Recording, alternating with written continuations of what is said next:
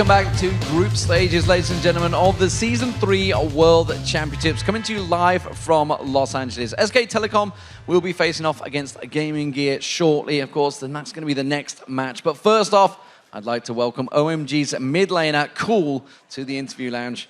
Thank you very much. Nice to see you here, and it's been great to watch you guys playing. To start with, I want to talk about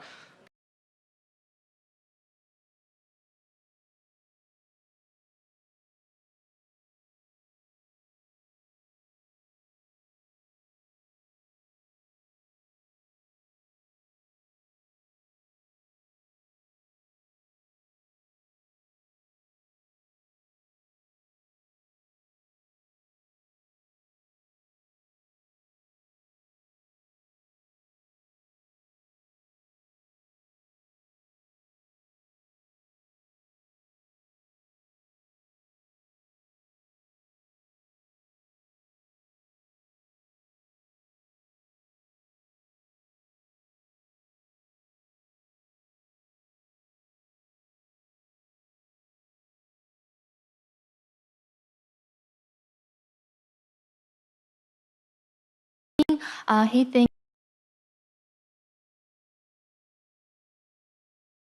long range like a champion, so he has a little advantage in the lane phase, and by building up this little advantage, by accumulating them, he's gaining a lot of advantages, so that's why he thinks it's good.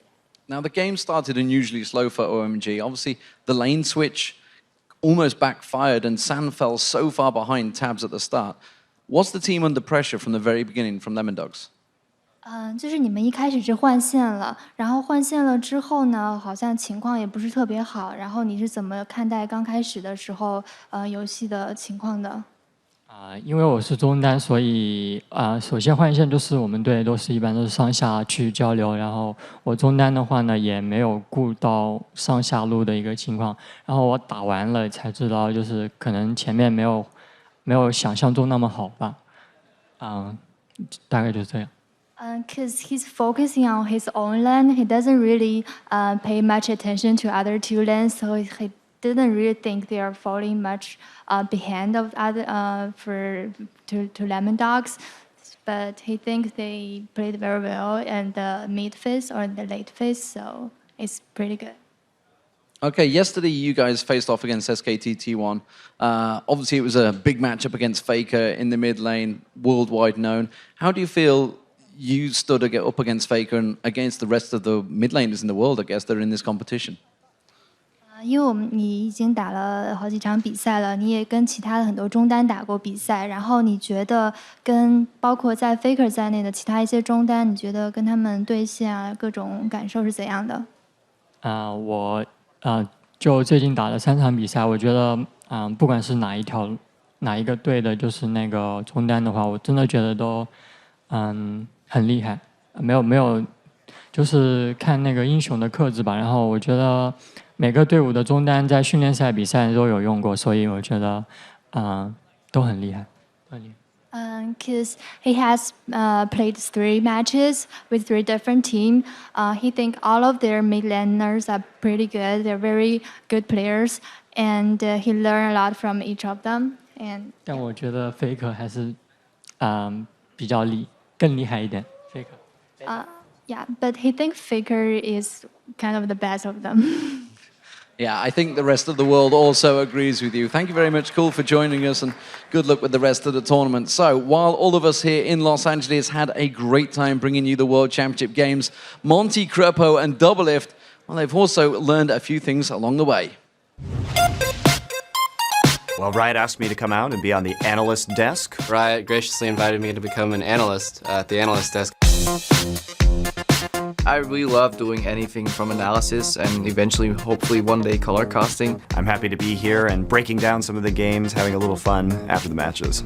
At first, I was super stiff and kind of nervous to be on camera. Never done anything like this before, you know? Our personalities really mixed. We have a little bit of everything. Crepo tends to be more reserved, Doublelift tends to be more outspoken, and so I think they balance each other in that way pretty well. Doublelift and Monty are getting really good into the hate-love relationship, being coach-player. NA Korea, hype train fanboy. Monty has to tone down his enormous ego when he's on camera. Like, it's big. Like, you don't understand. This is like 5 CLG members combined. Like, triple that, that's Monty's ego. I wish that Doublelift knew as much about League of Legends when he plays the game as he does on this broadcast. One of the things that I was very excited about is as a caster, I have to be a lot more neutral. But here, I can really unleash. Yeah, when I said something insulting to Korean player Dandy, Monty burned me and said, So Peter, you didn't make it to Worlds, so you're practicing your stand-up career now? and I was like, ooh, like it hurt, it stung a little bit. It's pretty interesting being at the other side of the mic right now, or at the other side of the camera. As a player, you used to be like pampered. You're luxury. You walk in, you set up, people help you, they bring you something to drink. But now you walk in, you're part of production. You get there early, you leave there late. You have these meetings. If you screw up, people will shout in your ear. Oh yeah, at the first I was like, wow, there's like GLaDOS in my ear. She's like telling me all this crazy stuff, like you know, you're up or T minus whatever until you start speaking. And so I'm just sitting there, I'm basically just listening to instructions and getting ready to speak. It's pretty different, and I didn't know it was so complicated how much goes on behind the scenes. The best thing about doing analysis work or anything at the desk is that I don't really have to think too much. People ask like, do you clean your mind right during the start? I'm like, no, I just sit at the desk and I just talk. I try to avoid the word trash because it's kind of like an immature thing to just constantly throw out there. Like, it's their trademark, but I don't want to be like, that's trash, that's trash, that's trash, because people will just think I'm a dumb little kid, which I kind of am. But at the same time, I don't want to propagate that kind of message. You know, a lot of people know Doublelift for his one-liners, but his knowledge of lane matchups in bot lane and his ability to express them is something I think everybody's appreciating now. I think an analyst's job is to not only bring entertainment, but like teach the viewers something or talk about something that makes the viewers think. I enjoy it a lot. It doesn't feel like work to me at all. So I'd love to explore this option more in the future. Oh my god, yeah. As soon as I'm done being a pro gamer, I want to be a shoutcaster or like do this desk thing, being an analyst or whatever it is, a host. Of course it feels good. It's great to get support from the fans. And I'm glad that everybody's enjoying it as much as we are.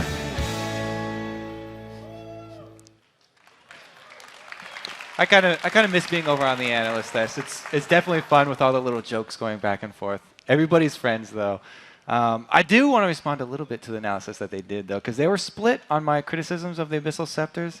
I just want to say, I think that rushing as the first item in both your solo lanes could be a little bit inefficient if Kennen had Hourglass, or if Ari had the other source of magic resist, like Athene's. And anyway. There we go. A little bit more analysis coming through on this side as well. So it's time for our second match of the day, guys. It's Korea's SK Telecom T1 versus the international wildcard champions, Lithuania's Gaming Gear EU. Seems like all the pressure is on SKT1 to perform well in this match. They came into the tournament as favorites to win this group, but OMG pressured everywhere, and he pressured everywhere that Faker wasn't, I guess, because Faker held on to his tower, and that's how OMG came up with their win. SKT is really all about Faker so far at Worlds. He's been great. He's been involved in 25 of SKT's 26 kills. Stone cold.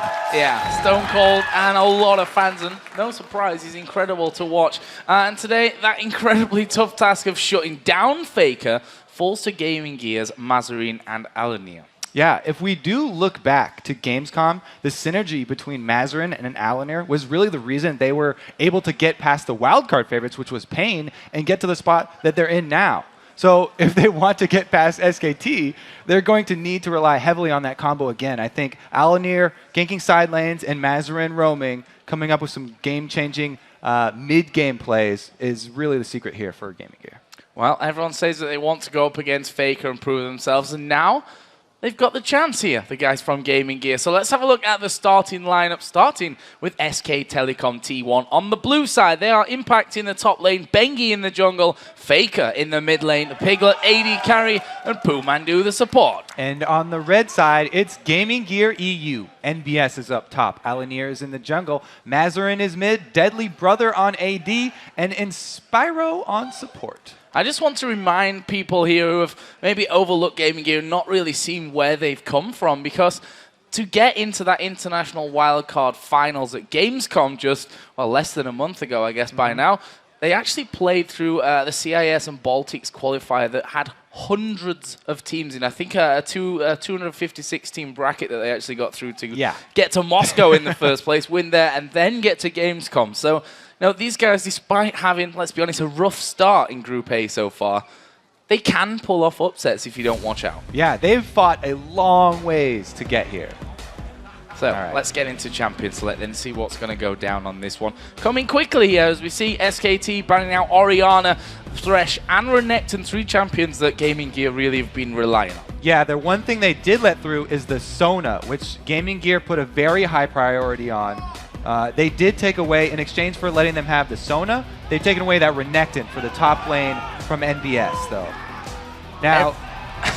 There's a lot of cheering from the crowd here as we switch through the likes of Alistair, Tryndamere, Brand. Let's not forget, Gaming Gear have played Tryndamere in the wildcard tournament. Yeah, but here, they've played pretty much the same things. It's been Jarvan, Renekton, and Thresh as their core 3, and then a Trinity Force AD and an Assassin mid for Mazarin so far. So Gaming Gear already changing it up. Because the Renekton was banned out, they pulled in the Aatrox. I finally get to cast an Aatrox game, but I think it will be a top lane Aatrox, which is a little bit less exciting. Because I love jungle. We saw a little smile from Faker there as he trolled the crowd with that brand hanging in there, but that was switched out in the end to the Ezreal. Mordekaiser, that's not going to happen. We should talk about SKT. Zyra, Shen, Ezreal picked up for them. Okay, so they have the disengage there from Zyra. Very, very popular support nowadays. Sona still being left up for Gaming Gear. I think they'll lock that in as their last support. But with the Shen as well, they do have that global pressure that's going to come from the top lane. So, other side, Gragas, a big pick for Mazarin, and probably his second champion to really go to after Orianna, which of course was banned out here by SKT1, and that Sona, as you said, probably 100% likelihood of that getting locked in here at this stage. Pretty familiar lineup for Gaming Gear. Yeah, let's talk about this Gragas on Mazarin, because this is actually a very big pick for them. Orianna's been banned out the whole time. He had a lot of game-changing plays on Orianna, but Gragas was his second favorite champion at Gamescom. He got a Baron steal that basically won them the game. He's got picks in the late game. He's very, very accurate with that usually risky ultimate from Gragas. If you miss the Gragas ultimate, we've already seen teams, some of the Korean teams, like Ozone, if you miss that combo, then Gragas is a very, very weak mid laner. But Mazarin usually on point with those, and that's where a lot of Gaming Gear's success comes from. Right now, SKT T1 got to be picking up the Fizz here for Faker in the mid and a Vi. Teemo, I'm not going there. I'm excited for a Faker Fizz because Fizz is a flashy champion. You can pull off some very spectacular moves, and Faker is definitely the man that you want to put that champion in front of. So cycling through the likes of Victor in there as well. This guy, the crowd is even more excited than me for these interesting picks. In the end, though, this Zac probably a likely choice for MBS. I'm quite surprised that Jarvan has not even been touched here because Gaming Gear, they've played 2 games, both of them with Jarvan in the jungle. SK Telecom have also had Jarvan in their game against OMG. That's why I was expecting a top lane Aatrox here, because I was assuming that they would just lock in that Jarvan, but you're right, Gaming Gear making a lot more changes than we initially thought. And Corki is definitely an upgrade for them as far as Trinity Force ADs go. Shucks. And there is the Jarvan, just as we thought from that one. So that will round out Gaming Gear's team, and I think a very strong team overall here, and very comfortable picks for them generally across the board. So again, they have that same mid-game AoE damage that comes from the bottom lane. Corki with all the missiles and Sona's Flash Crescendo ability gives them a nice control over the mid line, where the game-changing plays really, like we said, are going to come from the Mazarin, the long-range Gragas ultimates. They're going to hope to split up this SKT team. Meanwhile, SKT on the other side, they're looking for the Vi Fizz combo. That means somebody's dead right there. Yeah, and, well, for Gaming Gear, they've got to try and avoid that one, but usually when you see Vi coming, it's kind of too late. You need to predict where Vi's coming. That's a real key point to that one.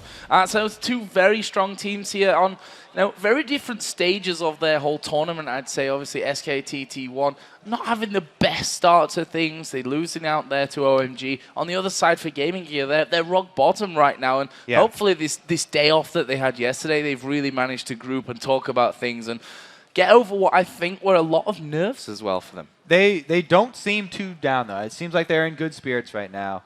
And the other thing that goes in with that Vi and Fizz, by the way, is going to be a Shen, which you will see coming, but it's going to be devastating when they get to the back line.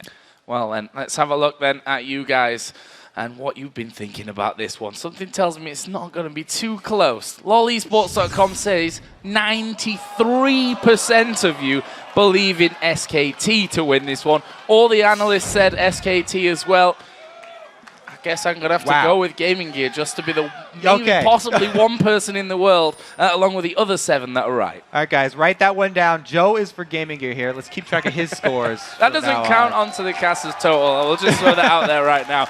So let's get into game then. It's SK Telecom T1 versus Gaming Gear. An incredible matchup. We're hoping SKT, they could be angry coming into today's play after that ropey game against OMG, though.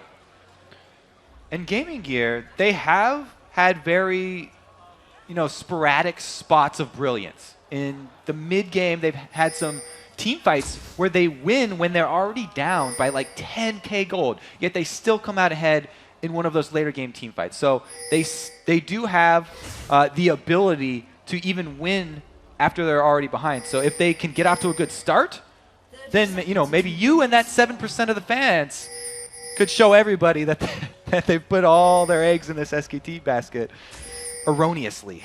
I got you, 7%. We're good for this one. Right now, Gaming Gear are down on the bottom side of SKT's jungle. SKT were up in the top side of Gaming Gear's jungle. See that those wards closely identical on both sides of the map. One difference, however, is that Gaming Gear already had a ward there by red and spotted them moving around.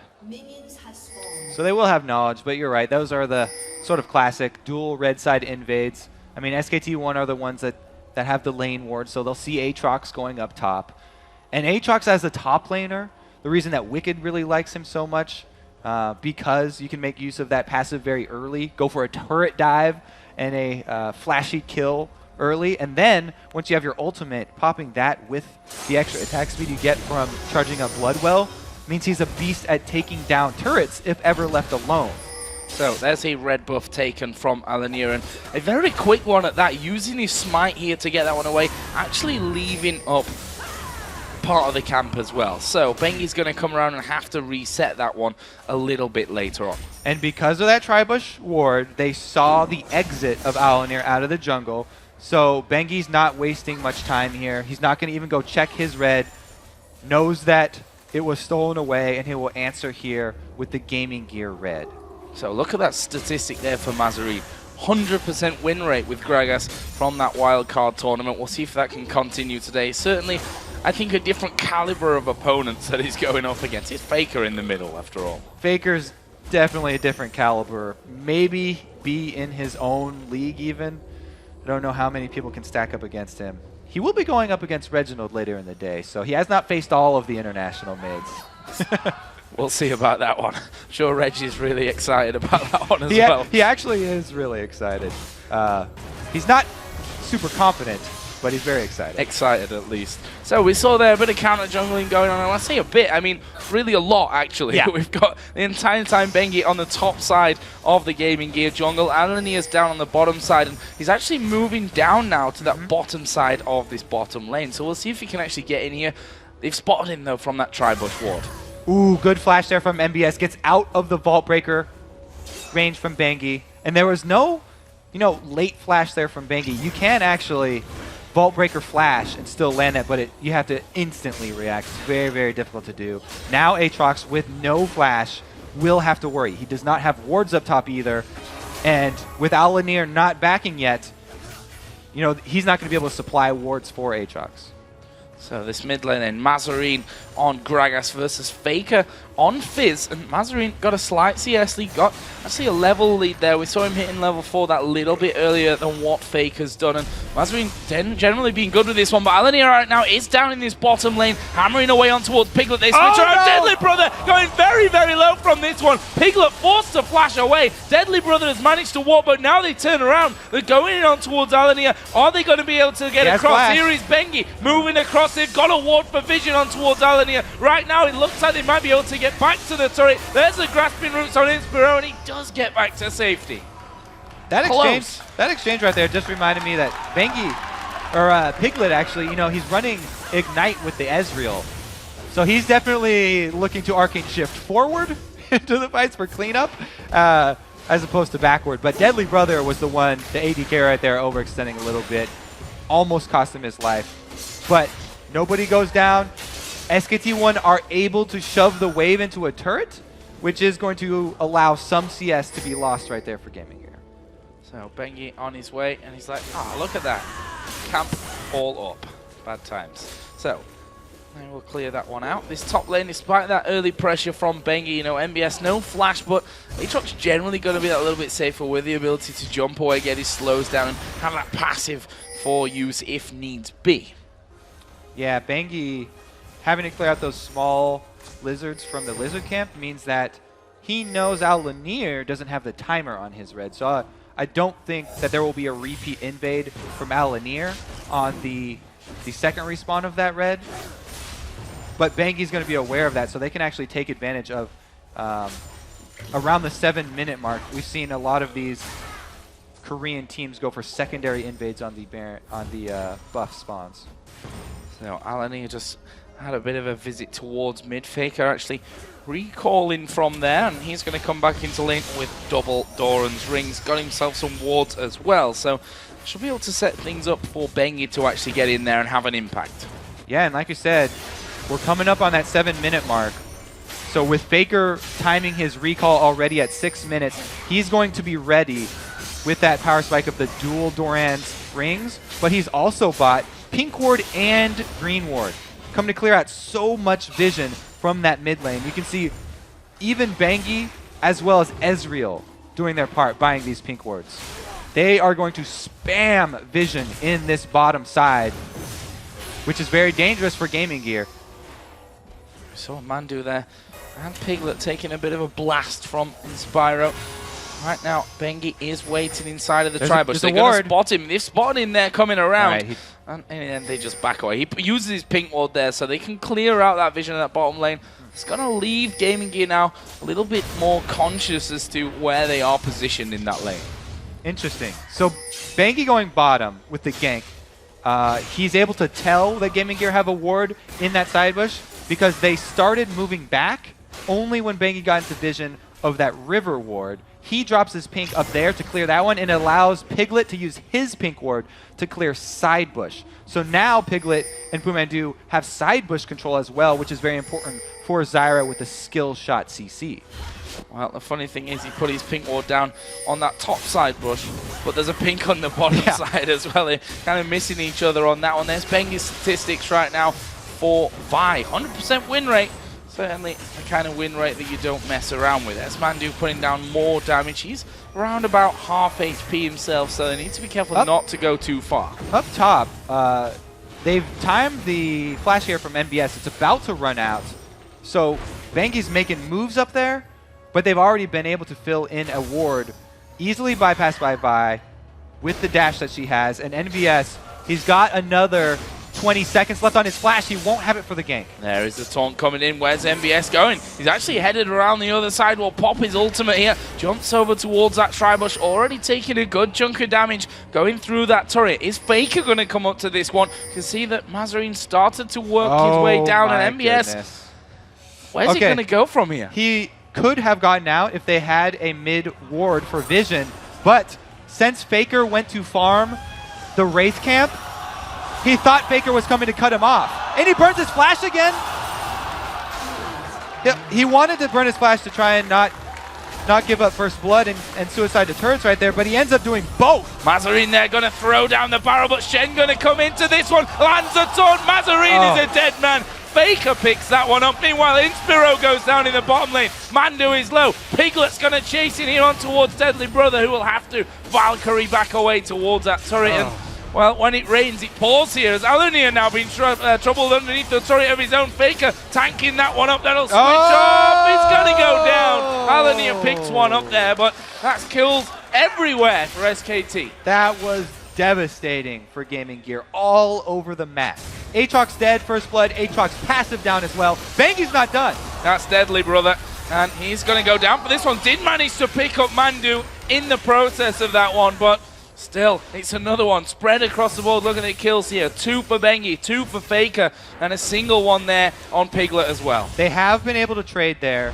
Faker, because he used the damage coming down portion of his playful trickster, the trickster part, he got tower aggro and died. As well right there, Deadly Brother was able to answer, but even more important than the kills is all the CS that they pushed up and all the CS that Deadly Brother is going to lose by being dead.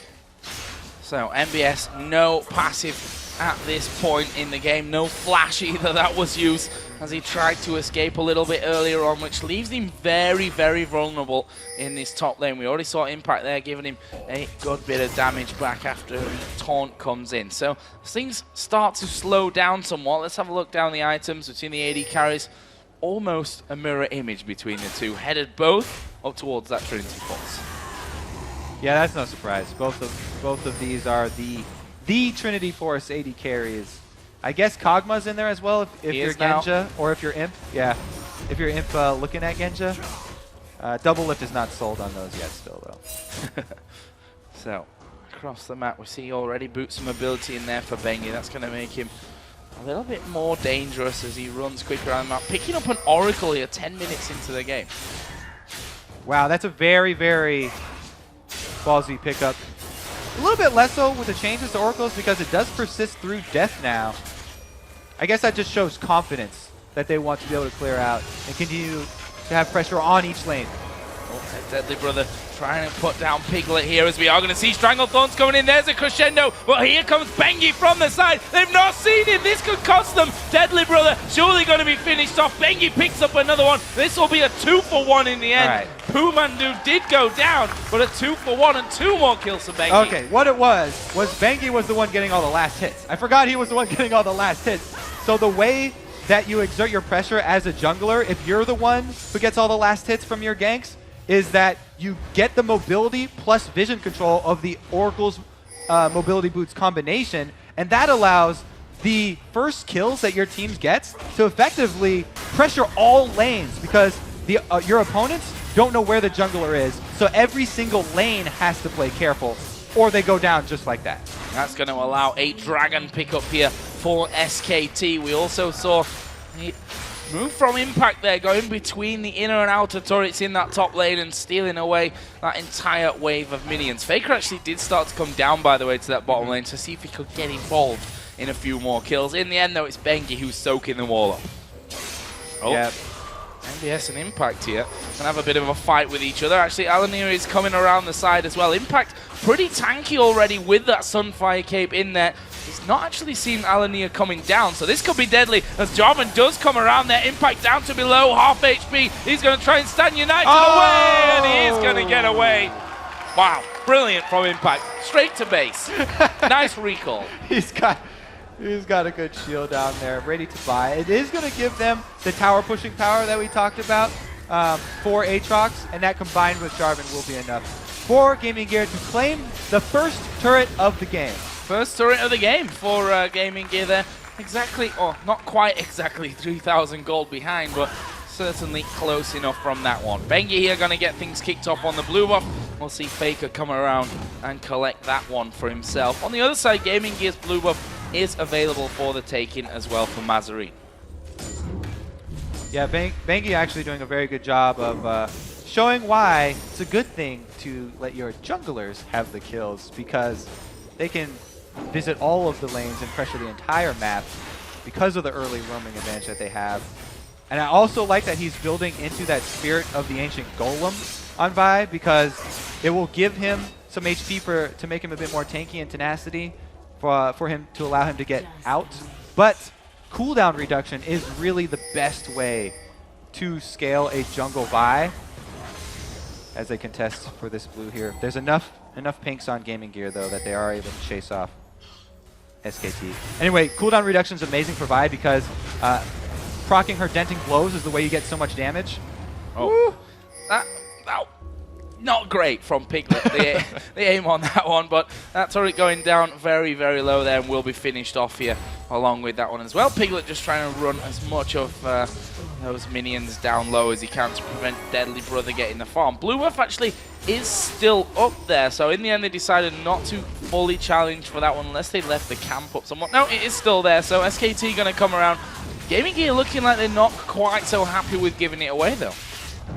Sona's definitely committing to this one. She's cutting off Bengi. They're all coming around from this one. Bengi down to half. There's the Stranglethorns. Crescendo moved away from Mazarine's barrel. Will push Bengi away from danger. Mandu will die. And now Piglet is the one that's going to be in trouble. He's looking to get over the wall. Arcane Shift will do that. Inspiro goes down. Piglet actually sniping him off there with a Q. And I don't think they're done from this one. Bengi has come back into the fight. Deadly Brother going to get initiated onto. And that is another kill coming in. Actually did manage to finish off by. And now Faker is very, very low. It's still going though. He dives back in. Mazarine takes him down. Piglet flash away from Mazarine. Can he finish off Jarvan? Where's the slide? Oh, it doesn't matter. He'll finish it off there anyway. And wow, a turnaround, a 3 for 2 there in the end. Actually, it was a 4 for 2 really because Mandu died right at the very start. This is a great foothold here for Gaming Gear. All started from Inspiro going around behind them. Even though he missed the Crescendo and Mazarine's ultimate knocked away by because of the positioning of Faker not rotating down. They had the early champion advantage here. We do get the... Okay, let's go back to the game because Alan there almost died. But yeah, they had the early champion advantage with one extra champion there. So even though the ultimate's not the hugest effect for Gaming Gear, they were able to focus their damage, take down Zyra very early, and come out ahead in that. The fact that they're keeping up here in kills shows that Gaming Gear not ready to roll over and give up on this one by any stretch of the imagination. We've got the Dragon coming back up here in 1 minute and 40 seconds time as well. A distinct lack of wards, pink wards in particular, down there on that side, which I'm sure will change here in a few as we see that both Alania and Deadly Brother do have those pinks, and Inspiro as well, as you maybe expect at this stage from the support. So they're certainly going to be able to get those pinks in position. Whether they're willing to fight there or not is a different matter. It looks like they're definitely not going to give up this vision battle. And it shows because that's how, you know, they got that one little advantage in the last blue buff fight. The thing that's really scary here, though, is that SKT have hit the Lich Bane and Trinity Force spike at the exact same time here. So the Fizz and the Ezreal are extremely scary right now. And they also have Shen stand united. So whatever move SKT wants to make on the map, it's going to be Gaming Gear having to play a little bit defensively and trying to answer this SKT aggression. Well, that Dragon now less than a minute away. MBS, is he going to come down for this one? You can certainly expect that a 5-man presence is what Gaming Gear are going to be planning for in this one. There's a couple of wards there put down in middle just to keep vision up for SKT. They're actually going to lose their tower here in this mid lane. That's going to put Gaming Gear back in the lead when it comes to towers, and they're not done. They're still pushing. They're getting very deep here. If SKT collapse, they have the advantage in this team fight. Deadly Brother still has 12,000 gold sitting on him. His Trinity Force has not been completed. Oh, they've held up Inspiro there. And the grasping roots. Bengi moving forward. Shen can get involved as we see Ezreal come around this bottom side again. Gaming Gear actually headed down towards the Dragon position now. So they're going to set things up. Double pink ward, not ideal, but they're going to have that vision nonetheless. They start it off. They're burning it down very quickly here. SKT have my ulti. There we go. Bengi going to go in. They've gone for Deadly Brother. There's the Crescendo coming back. Stranglethorns knock 2 of them up. Inspiro, Alania, they're both dead in this one. There comes the barrel from Gragas very late in the fight, but look at Faker. He's gone low. Bengi picks up the Dragon right in the middle of everything. This fight a little bit split. Double kill coming down in the end from Impact. Mazarine the only one to walk away from it with the Dragon going on to SKT. That's a lot of gold right there. I think Gaming Gear should have taken their exit when they got away from their mid push. Now Mazarin's still pushed up here, and it is still dangerous. Even though Vi and Shen ultis are down, he's got to be careful. Piglet taking a blast from Mazarin as well there in the end. Didn't fall, so that's all good from SKT's side of things. Look at the kill spread as well again after that one. 2-0-4 now on Impact Shen. 4-1-5 for Bengi. 2 kills in the mid for Faker. And a 5-1 for Ezreal here for Piglet. That is scary. Here's a fight again. All right, so because SKT had collapsed earlier, Gaming Gear try and get Dragon and chew this one out. There's a good double taunt after Shen comes in. It was a beautiful, as well, ultimate there from Zyra, knocking them up and controlling them. But the Dragon still low means that even after all the kills that SKT got, they also got that Dragon gold. So it was just an all-around win for SKT. And like I said, I think Gaming Gear bit off way too much because they had shoved down mid with very little resistance from SKT. They were fooled into thinking that they had the teamfight advantage and they could go for a Dragon before basing for Deadly Brothers Trinity Force. Meanwhile, the already completed Trinity Force and Lich Bane on SKT. Too much damage output. Scary. MBS there we saw taking so much damage from this Shen. Spirit Visage plus that Sunfire Cape in there for him right now as Faker pushes out that bottom lane as well. Top turret can't be contested either here for Gaming Gear. 2-man team able to pick that one up, and it looks like with those wards down, they're going to start to close in towards this mid lane. With the amount of gold that SKT got from that last team fight around Dragon and the Dragon. Oh no, Mazarin's going for it. Yeah, Chum the Wards goes down, but good flash. Yeah, gets really himself back towards safety there with that body slam plus the flash coming in. Faker though, you'll be happy with that. Your flash has gone down. I can keep pushing it. Next time around, you're not getting away. Very, very dangerous now as Faker's already heading towards that hourglass for the extra rotation that he can get off.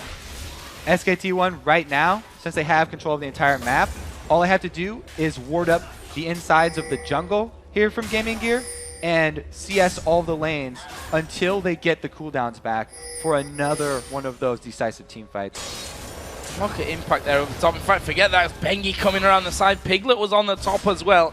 But this top lane, as I was mentioning, Impact so very strong with this Shen at this stage. Done brilliantly with his taunts.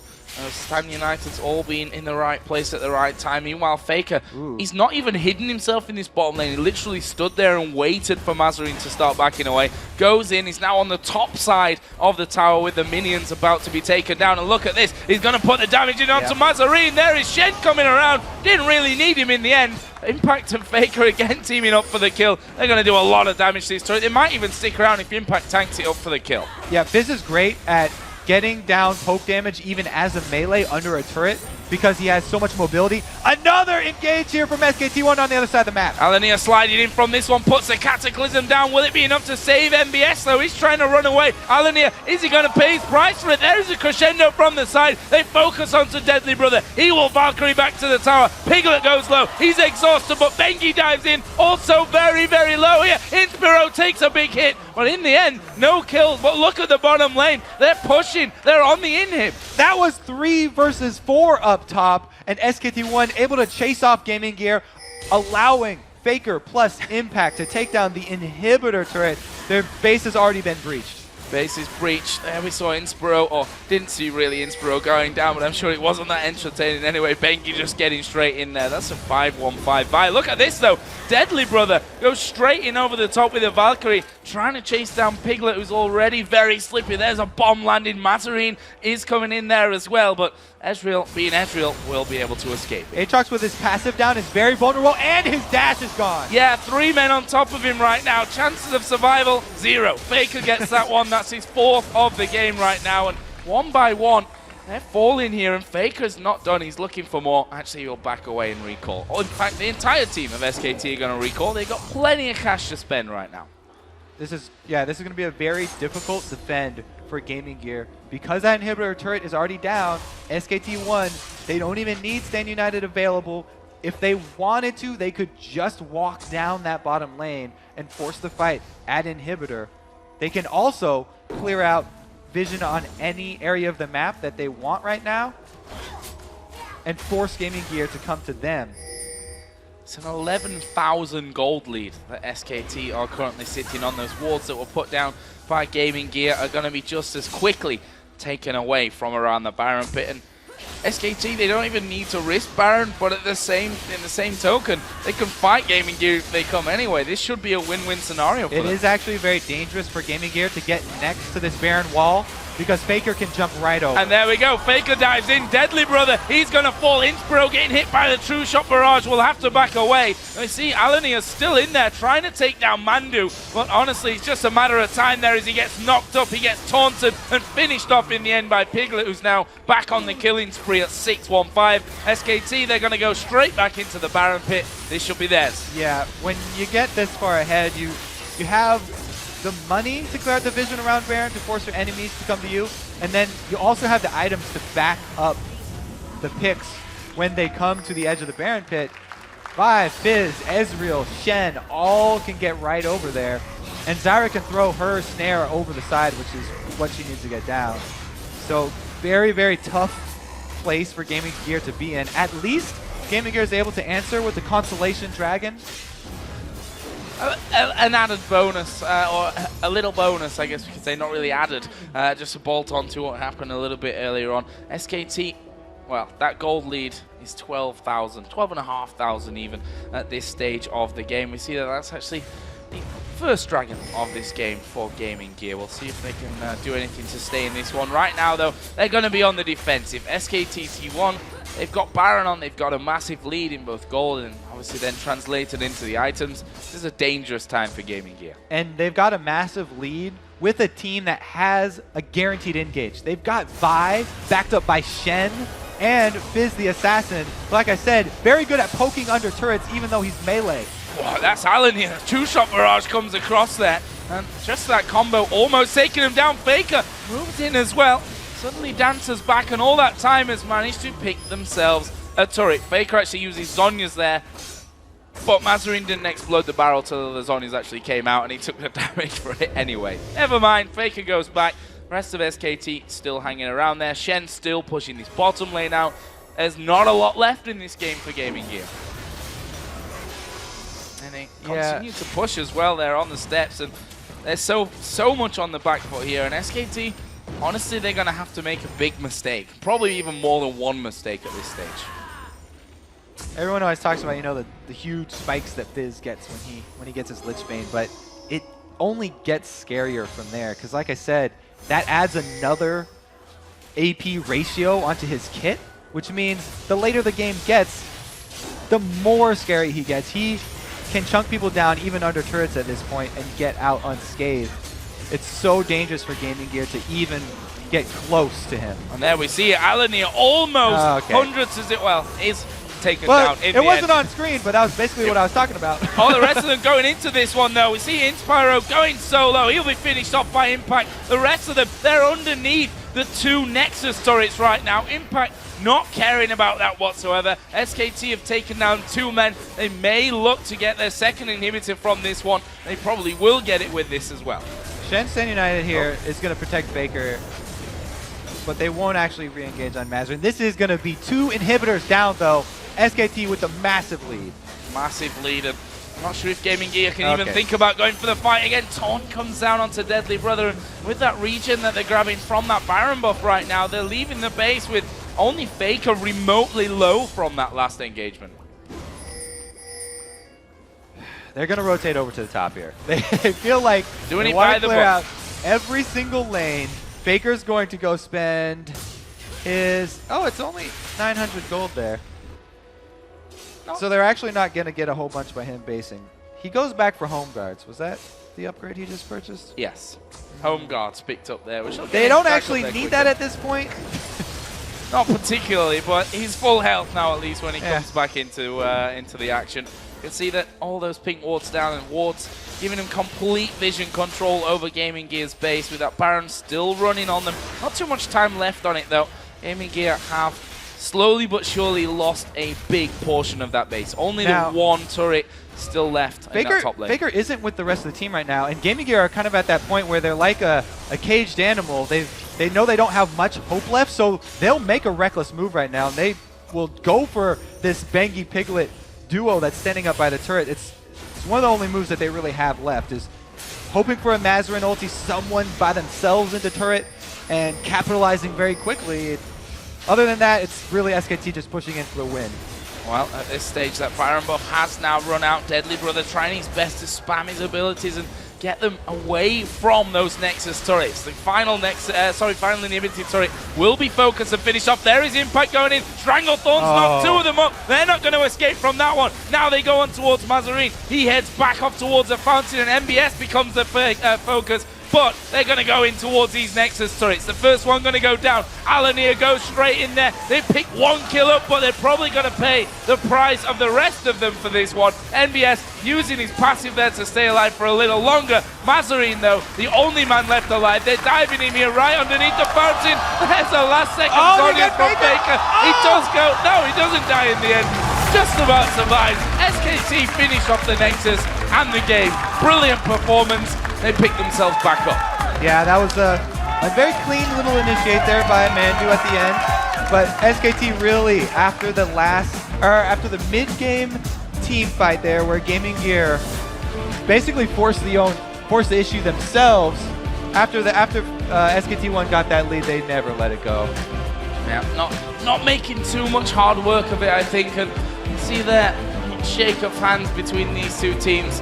Very respectful, sportsman-like behavior as you would have come to expect at this stage of things. And Gaming Gear, that's another loss for them. Mazarin still got a smile on his face at this point of things, and we talked about this yesterday that for the likes of Gaming Gear and Manesi, who don't have really any major stage experience, even if they were to come here and end up losing every game, the experience is something that they can use moving forward to when you look towards Season 4 even. Yeah, these guys do have a really good attitude about it, and they are increasing incrementally in skill level. They're getting off some very good mid-game team fights against these world-class teams, so this is literally the best practice that you can ever have in League of Legends. Well, another big win there for SKT T1. We're going to head over to Riv and the crew for a breakdown of that dominating win.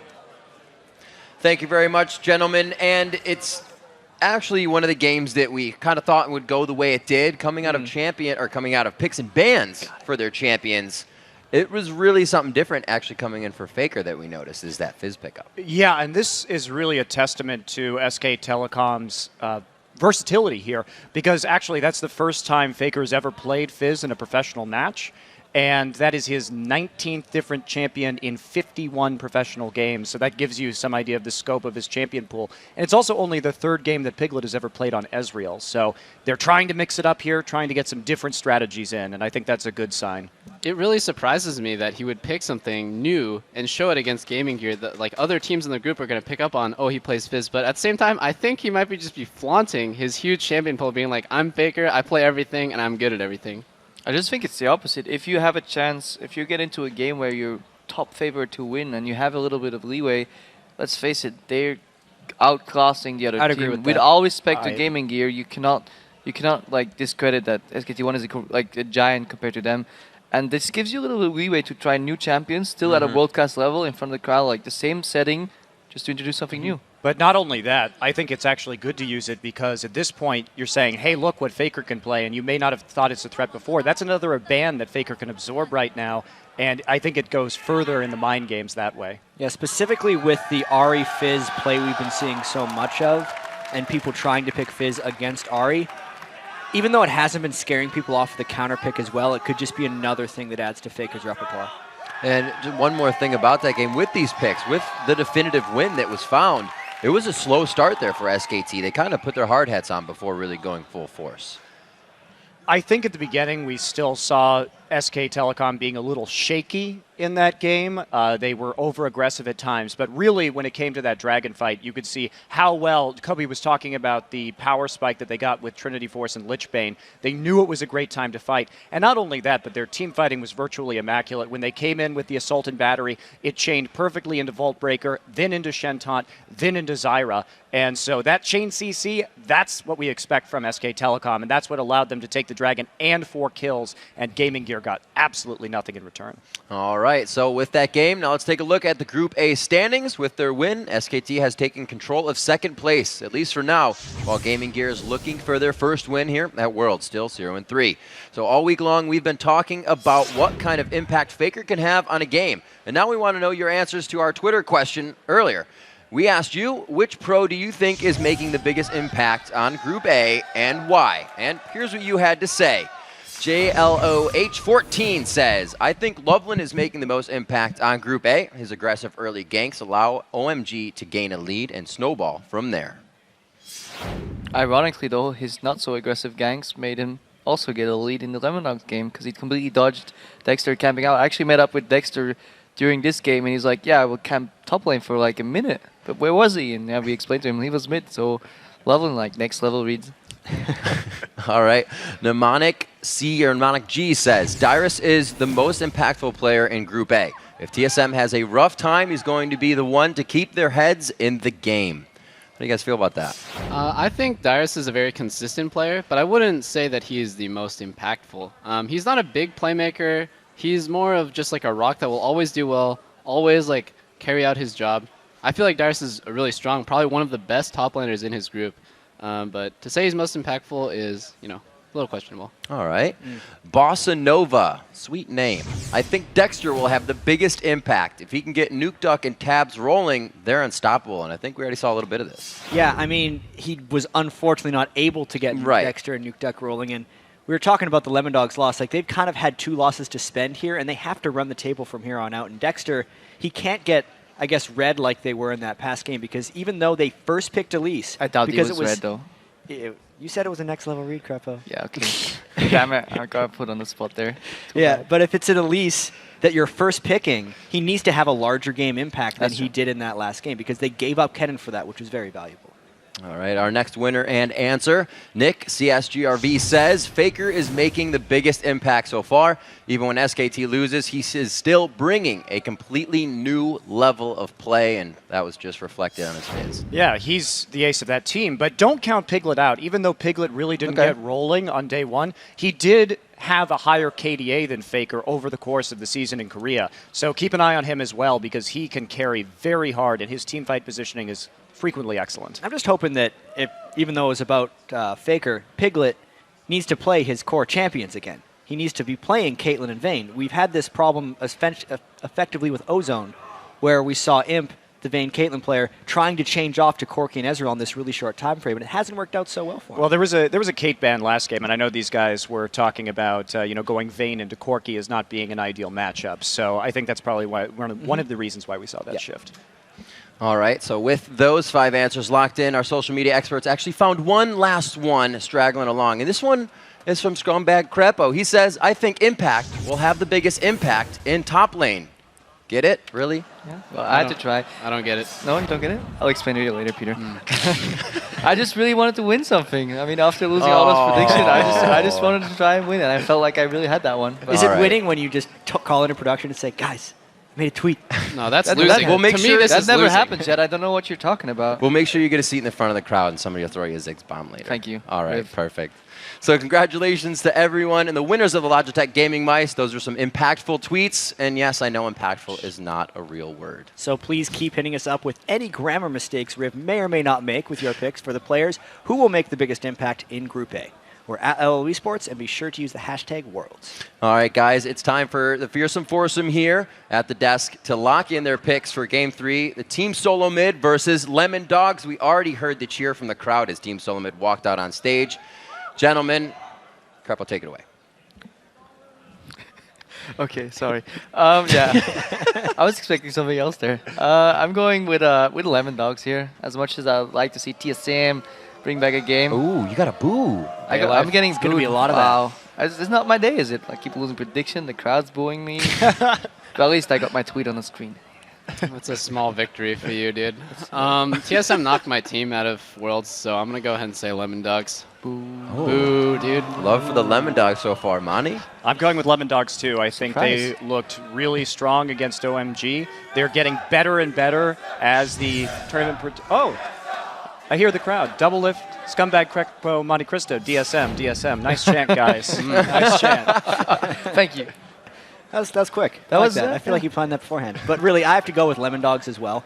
I still feel like they could have won that matchup against OMG, and just based on the results we've seen in this group so far, and honestly watching TSM throughout the entire split, I don't feel like they're on the level of play right now of Lemon Dogs. Is they can come together briefly for small stretches of time, and then it seems like they fall back off again. And if they had a miracle against Lemon Dogs here and just kind of came back together to beat them quickly, the odds aren't with them, and that's why I'm going with Lemon Dogs. Yeah, and in all seriousness, Lemon Dogs is performing really well. I mean, even in their losses, you can see they're not like, it's not a stomp. They're playing really well. They had the game. Yeah, at one point they had the game. Lemon Dogs is really good at controlling the pace of the game with their like kind of assassin-y team comps. I feel like they'll have an easy time against TSM just because it's unorthodox for NA to pick something like that, and also Nuke Duck versus Reggie is going to be, I feel, really hard for Reggie because Nuke Duck is just so good. And we actually noticed that I saw when I was walking around that a few of the TSM guys weren't really even watching the games that, their teams they were going to play against. What is it for you guys to know that you have a few games and you're going to be playing against the same teams? Are you in your seats watching that game happen, Crepo Double Lift? It all depends on like what your personality is, because you can't, even though you say like, oh, they weren't really watching it. Right. Maybe that's just them getting their head clear, because I mean, expecting for World Finals, your research is probably done before the day you're actually playing. For sure. You can always pick up some last-minute tendencies, but they probably want to clear their heads, stay like away from the games, and then when they go up on a stage, they're nice and clean to start. At the same time, though, it's really important to see how somebody's playing that day, because tendencies will roll over from game to game, day to day. Sometimes you can change a habit from a week to a week. If you're looking at Lemon Dogs at the playoffs or something like that, if you see what they do today, it's really a good indicator of what they're going to do against you. So I don't see any reason for them not to watch Lemon Dogs. And as a coach, too, of CLG, I would encourage my players to watch the games before the matches. Thanks, Coach Monty. Should have done it a little more, though. Ooh. So should I have. There you go. At least being humble about it. So to each his own in the preparation of a game. Right now, we have to take a short break, but when we return, Reginald and team Solo Mid take to the Rift for their first game of the day when they battle Nuke Duck and the Lemon Dogs. Plus, SKT's world-class mid laner Faker will join us to talk about their 2-1 start to the tournament. Don't go anywhere. The Season 3 World Championship live from Los Angeles. We'll be right back.